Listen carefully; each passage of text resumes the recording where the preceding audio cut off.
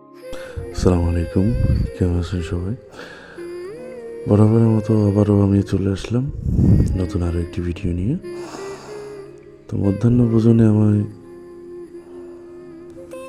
খেতে বসে গেলাম। যাই হোক, আজকের আইটেমে আছে লাল শাক ভাজি, পটল আলু দিয়ে তরকারি এবং শিং মাছের ঝোল।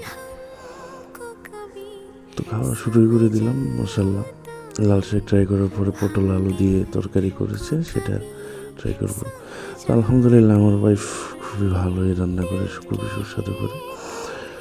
তো মোটামুটি খারাপ না, আলহামদুলিল্লাহ। এই বৈশাখ মাসের গরমে, তীব্র গরম, বাইরে উফ কি যে অশান্তি, সেটার বুঝিয়ে বলার কোনো কিছু বাকি নেই। তো যাই হোক, চলতেছে তারপরে জনজীবন।